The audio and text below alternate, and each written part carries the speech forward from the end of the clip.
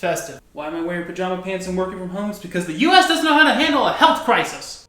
Welcome to festive episode of Boy Meets Beans. Am I a little bit of a hot mess today? Possibly. Am I on the verge of a breakdown?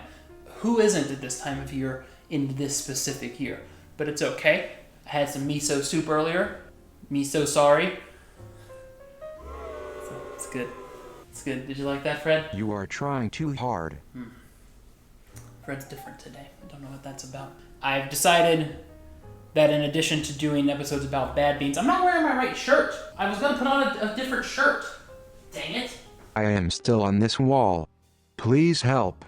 Like, comment, and subscribe to give me rest. God, what a mess. I am a hot mess. Yeah, my beard's ridiculous. Do I look like I've come off of a 3-day bender? It's a good possibility. I haven't, for the record. This is just December. Hope you guys had a good Thanksgiving. I had the idea recently. Most of this series has been about bad coffee, right? And why coffee's bad. But I don't like drinking bad coffee all the time. I kind of want to drink good coffee, and I do have some good coffee. So I thought I would do like a good beans instead of bad beans today. Today, where is it? Normally someone throws the beans at me, but I'm here by myself. My name's R.L. Stein, and I live alone. Drink. Coming down. Woo! Spicy. All right, what do we have today? Muzo. You'll get a close-up of this in a frame in a second. Muzo. Muzo is from the Thousand Faces Coffee Roastery, which is in Athens, Georgia. Really, really great single origins, which is what I have right now. This is the Muzo. Moves over. Moves over. Does that work? Please, God, let this end. I don't think that works. Is there any good thing I can do for Muzo? Let me know. Because Muzo, I thought that was going to land on the floor and spill beans everywhere, and it would have been so sad. Luckily, it didn't. Muzo is the northern province of Rwanda. They give you a lot of the origin notes and everything on the bag, which I really like. It's a washed red bourbon variety. This bag of 12 ounces whole bean ran me, I believe, $15. It's a little more expensive, number one, because it's single origin, and number two, it's a very, very small place that's roasting the coffee. They literally, I've seen the roaster. It's a big drum. They may have 2 drums by now. I don't actually know. Thousand Faces, let me know how many drums you have. I think that's what you guys call them, right? Drums? Going down the list of tasty notes. Orange, fig, gingerbread, and vibrant. Let's give the bag a smell. Off the bat, you do get the gingerbread. Gingerbread's actually the reason I got this bag. I thought it'd be sort of seasonally appropriate. Trees and whatnot. It's not so much the sort of dark molassesy that you would expect from something that says gingerbread. This is actually a really lightly roasted coffee. It's like a crunch gingerbread, not a chewy gingerbread. I don't know if those taste different to you, but they taste different to me. Does your mom make ginger snaps? Does your mom force food on you when you go visit because she loves you and shows it through food?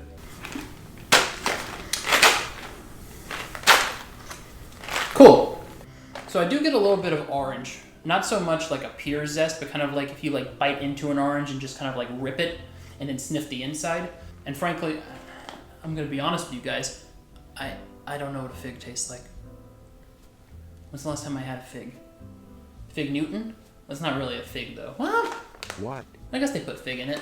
They put figs in Fig Newtons. It's been a long week. Roll the pour-over footage! Oh, you know it's time for that voiceover. Hello, it's voiceover Jacob, so I'm going to show you how to do a pour-over really quick. Alright, first you're going to make sure your kettle is boiling water at the coffee setting, or just underneath boiling. You're going to have a scale, and you get your beans. It's Muzo. And you're going to scramble to open the beans, and don't forget to tear the scale. Well, actually, first what we're going to do is we're going to get out the thing, and we're going to tear it now so we can put our beans in. We're going to be doing about 20 grams of coffee to 300 grams, give or take, of water. You're going to drop some beans. That's all right every now and again. And then we're going to, basically, that's going to make a full cup of coffee there. You're going to try to get as close to 20 as possible. And then you're going to get to 19 and think, well, let's add a little bit more. And then you're going to get to 21 and be like, yeah, that'll be all right. And then you're going to look for coffee beans that you drop on the ground. Where are they? Who knows? Eventually, I'm going to find it and throw it away. Dirty, dirty floor bean. Oh, there we are. Look at that. Bam. All right, now you're going to put your beans into the grinder and forget to put the top back on.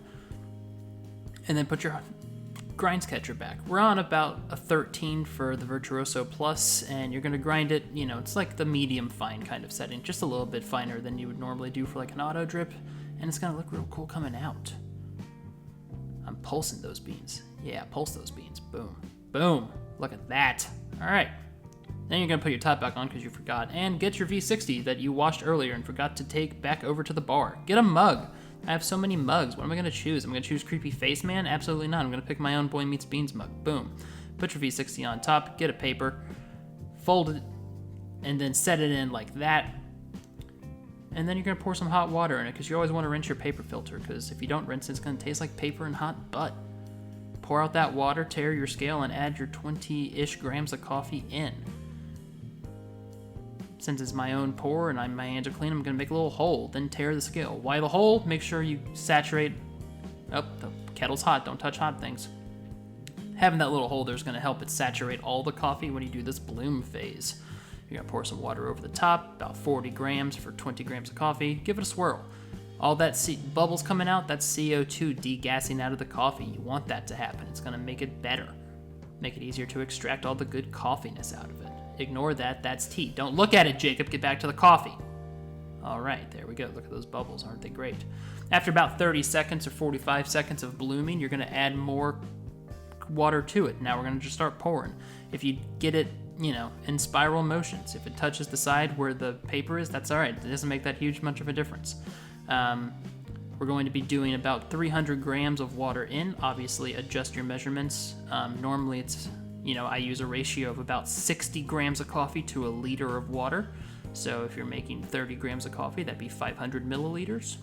20 grams, 300 milliliters. And you're just gonna do nice spirals like that until you hit your mark. You should try to get your water into there within about a total of a minute 45. And you get 303, which was a really bad band in the early 2000s. Now you're gonna be like, I need a spoon. I forgot the spoon. I gotta get the spoon. All right, once you get your spoon, you're gonna give it just a little bit of a swirl one way and then the other way so you don't make a whirlpool. And then give it that swirl with your hand there to make sure everything gets off the side of the paper, because you want that nice flat coffee bed. And then just watch it drip. It's a satisfying process. Oh yeah, that's some good drip action. You can't see through it. If it was a clear glass, you could see the drip, but you can't see it, and that's okay. Eventually, all that water is gonna drain out. Make sure to turn off your kettle to save electricity. And eventually you're gonna get that nice dry coffee bed like that, because all the water's gone. It should be nice and flat. Look at that flat bed. Now take that, throw it away, enjoy the coffee. This is our finished product of Muzo. Got about 300-ish grams out. Took about 3.5 to 4 minutes because I was trying to film at the same time. I didn't have all my attention, but we do what we can. And this is it. Delicious little cup of Muzo. Muzo was my favorite Mulan character. Why did it take me that long to figure that out? If I had that answer, I wouldn't be here still. Anyways, smells more jammy in the cup than it did as whole beans. I think that may be the fig. Again, I don't really know what fig tastes like. You tell me if that's what fig tastes like.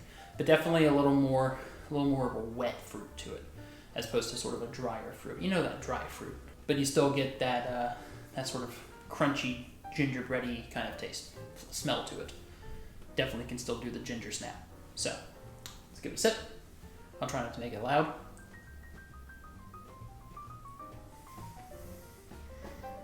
Oh, that's good. It's really good. Very, very smooth. Very, I would describe it also as kind of delicate in a way.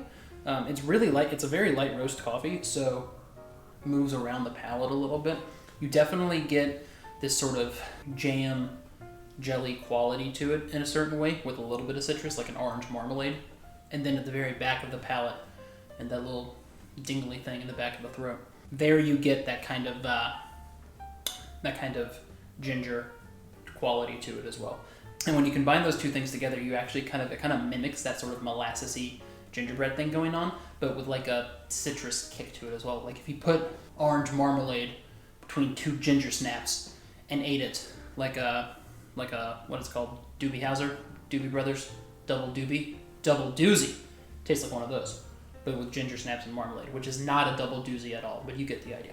This is very, very tasty. So, you know, I'm just gonna go drink this now, but thanks for watching this process happen. Again, if you want to get the coffee, I'll put a link to it in the description. It's very, very good. Comes highly recommended. Really anything, you know, this coffee, this roaster, everything they do is good. I've never had a bad coffee from them. They offer subscriptions so that you can like get a bag every month, 2 months, whatever. Lots of different single origins and blends. This is not sponsored. I just deeply adore their coffee. So let me know in a comment down below if you like this new little weird setup I'm doing. Again, we're just experimenting with different styles. It's very young in this channel, so we're, you know, trying different things. Let me know what you think. Subscribe if you haven't. Hit the button. There's buttons down at the bottom I think you hit. There's a subscribe, there's a bell, and then there's a thumbs up. Hit all of the appropriate buttons. Hit the mini player button if you want. I don't even know what the hell that does. Wild. Anyways, this was fun. Okay, I'll talk to you guys next time I do one of these. Goodbye. I'm gonna drink this, all of it.